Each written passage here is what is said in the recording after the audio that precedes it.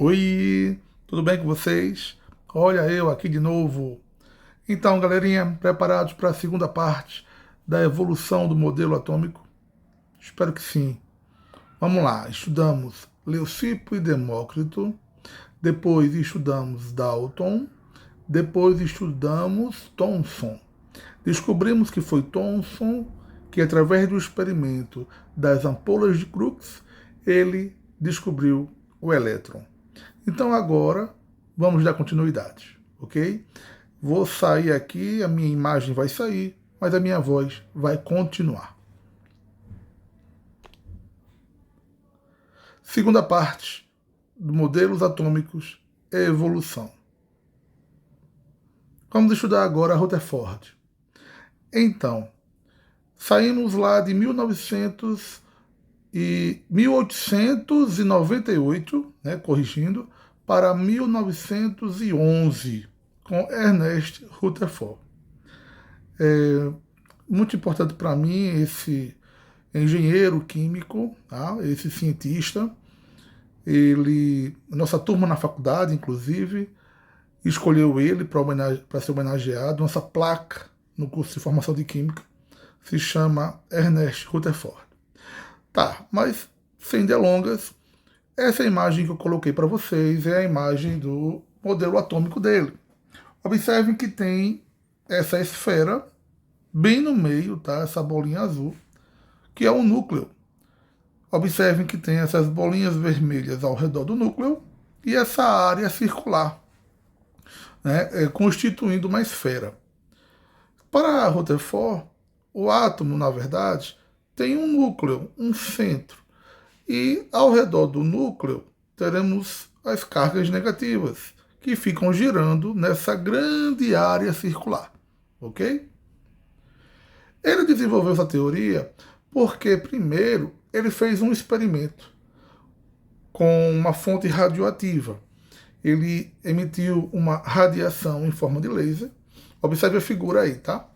Foi usado uma chapa de ouro, uma lâmina de ouro, e ele liberou um raio em direção a essa chapa de ouro. Bem, o que foi que ele observou? Analisem junto comigo esse feixe de luz vermelho, tá? Eu tenho lá o bloco de chumbo, a fonte radioativa liberando esse raio vermelho.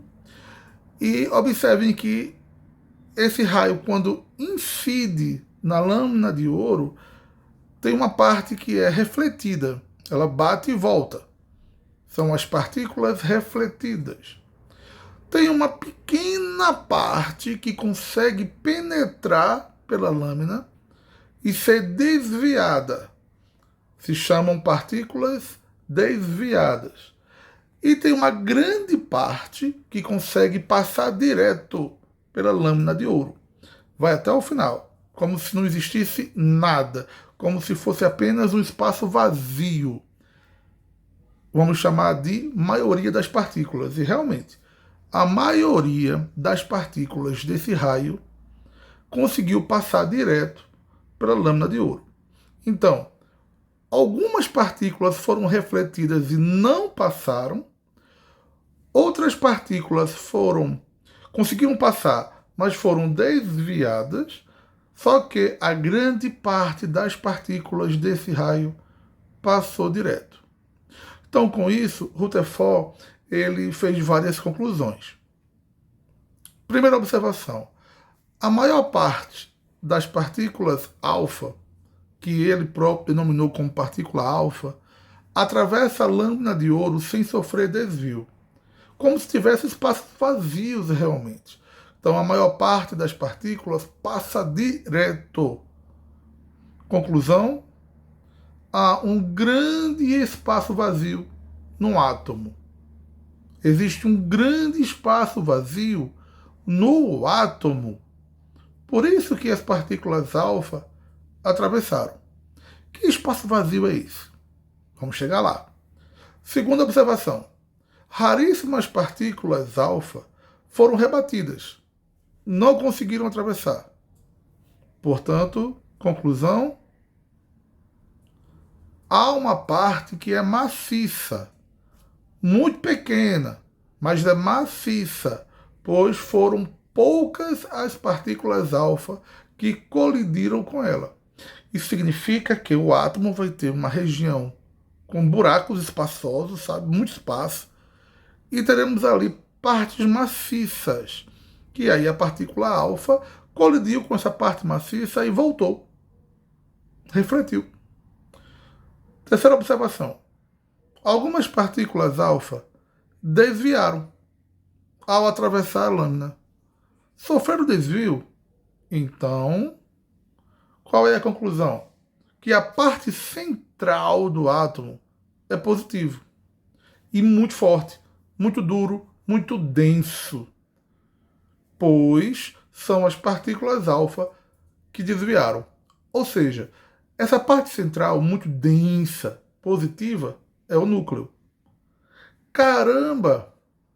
Vamos melhorar aqui essa teoria toda, tá? Vamos pegar essas conclusões.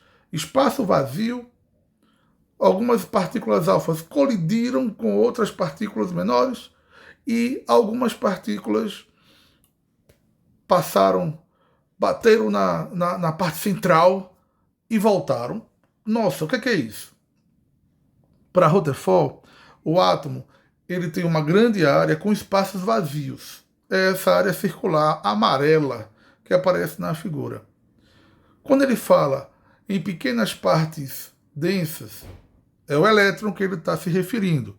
E quando ele fala no centro positivo, nessa parte forte, dura, densa, positiva, bem no meio do átomo, ele está falando do núcleo do átomo, que é um núcleo positivo. Vamos lá? Núcleo positivo, seguindo aí a seta, bem no meio, é essa esfera azul. Esse núcleo positivo, vocês sabem por quê. Positivo por quê? Tem prótons. Não vamos esquecer.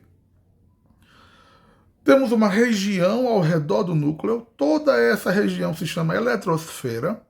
É uma região que tem muito espaço vazio entre os elétrons, tá? Mas é lá que se encontra o elétron. Por isso que a gente fala que é uma região negativa. Vamos lá? Os prótons são positivos e a eletrosfera é uma região ao redor do núcleo do átomo por onde se encontra mais provavelmente o elétron. Dando continuidade, é lá na eletrosfera que a gente vai encontrar esse elétron, e esse elétron ele tem carga negativa. Observem a imagem aí, destaquei de vermelho, elétron, carga negativa. Esse é o átomo de Rutherford. Galera, 1900 já, né? Já chegando aí, já é século XX, né?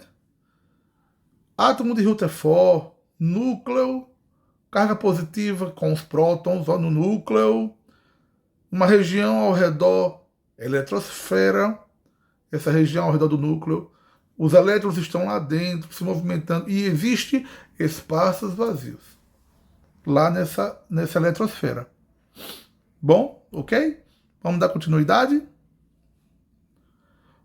Então a gente continua, né, mais ou menos 2 anos depois, né, 1911 para 1913, com Bohr, né? Niels Bohr, esse rapaz aí.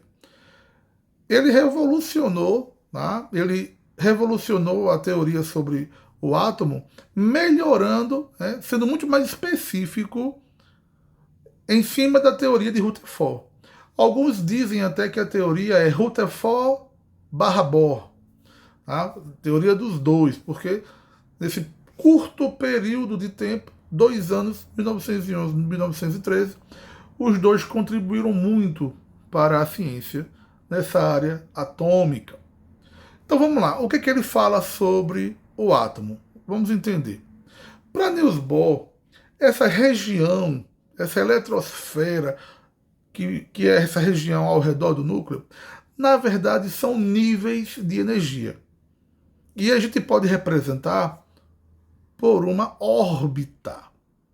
Então dá para ver na figura que eu vou ter no meio aquela bolinha azul, o núcleo, igual o Rutherford.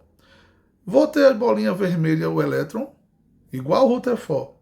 Mas qual é a diferença? A diferença é que lá em Rutherford, a eletrosfera era uma nuvem, era uma área cheia de espaços vazios. E já agora, com Niels Bohr, a eletrosfera, na verdade, são níveis de energia, onde cada elétron vai estar em seu próprio nível de energia. Assim, para Bohr, em sua teoria, os elétrons giram ao redor do núcleo em níveis de energia. Cada nível possui um valor de energia característico. Um elétron não pode ocupar o espaço entre dois níveis. Como falei antes, dentro da eletrosfera existem espaços vazios. Portanto, um elétron não pode ocupar esse espaço vazio. Ele tem que estar no seu próprio nível. E de um nível para outro nível, teremos esse espaço vazio. Olha que arretada essa imagem, essa animação. Para Bohr, este é o átomo. Tem um núcleo, vou ter os níveis de energia e os elétrons girando, se movimentando ao redor do núcleo.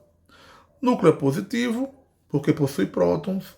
A eletrosfera é toda dividida em níveis, e esses níveis possuem um valor de energia. Que bonitinho! Bom, uma curiosidade e aprofundamento agora. Para Bohr, o elétron ele consegue fazer salto quântico.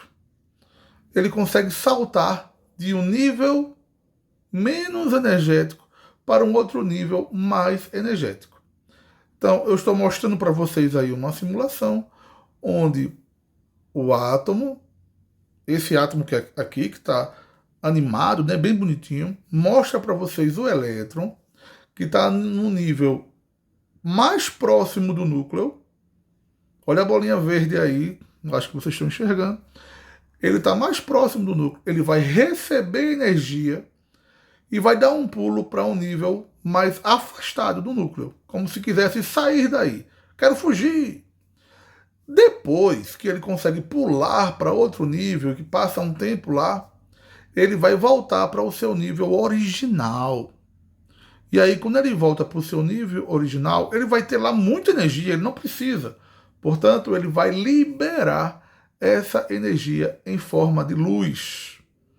Tá? Então, primeiro, ele absorve energia para poder se afastar do núcleo, para poder pular para um nível mais longe, o que significa dizer mais energético. Depois ele vai voltar para o seu nível original, liberando essa energia que ele precisou. Então, o que é o salto quântico? Absorvendo energia, o elétron salta para um nível mais externo, ou seja, mais energético. Ao retornar ao nível original, ele libera essa energia que absorveu na forma de luz. E cada elemento químico emite uma luz de cor própria, devido às distâncias entre os níveis. Que interessante. Então, essa luz, na verdade, são cores. São cores primárias. Assim, utilizando a teoria do espectro de emissão, é mais ou menos assim que ocorre. Observem.